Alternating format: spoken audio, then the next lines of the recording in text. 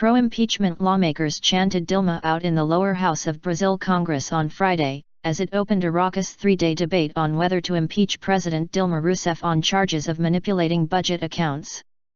Pro-government demonstrators took to the streets in several states as the debate began, according to local media.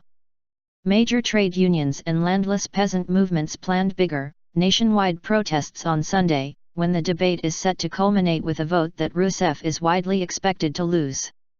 The government lost a last-ditch appeal on Thursday before the Supreme Court to halt the impeachment process, which could bring further instability or even chaos to Latin America's largest economy. Rousseff is accused of manipulating budget accounts in 2014 to secure her re-election. She has strongly rejected the accusation, branding the impeachment process a coup. The president, a former leftist guerrilla, was to address the nation in a televised speech later on Friday, a presidential source told Reuters. As lawmakers called for her ouster, Attorney General José Eduardo Cardoso addressed the House in Rousseff's defense, calling the impeachment process a violent act with no parallel against democracy. History will never forgive those who broke with democracy, Cardoso said, as ruling lawmakers shouted, "There won't be a coup." While the budget violations alleged against Rousseff are serious, she has not been accused of committing any crime or participating in the massive corruption scandal engulfing state-run oil company Petrobras. But she is highly unpopular and more than 1 million protesters called for her impeachment in protests last month. The move is widely seen as a vote of no confidence in a leader who has presided over the country's worst recession in decades. After several allied parties abandoned Rousseff's coalition in recent weeks, the opposition is expected to gain the 2/3 of votes in the 513-seat lower house to send the process to the Senate.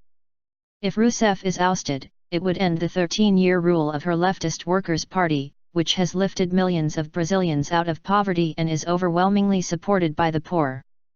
One of the authors of the impeachment filing, former Justice Minister Miguel Reale Jr., opened the debate by saying the process to oust Rousseff reflected the will of the people. Polls show that roughly 2/3 of Brazilians support impeachment.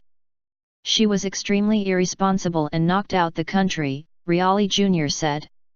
Adding to Rousseff's woes, newspaper Folha de Paulo reported on Friday that engineering company Andrade Gutierrez AGIS.ol made undeclared donations to her 2014 re-election campaign, in an article that could bolster calls for new elections if she wins Sunday's vote.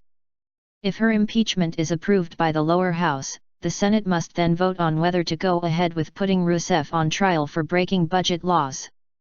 If it agrees to do so, in a vote expected on May 11, Rousseff would automatically be suspended and replaced by Vice President Michel Temer, pending a trial that could last 6 months. Temer, who would serve out Rousseff's term until 2018 if she is ousted by the Senate, has little popular support. He would face a daunting task restoring confidence in a country where dozens of political leaders, including his close associates, are under investigation for corruption.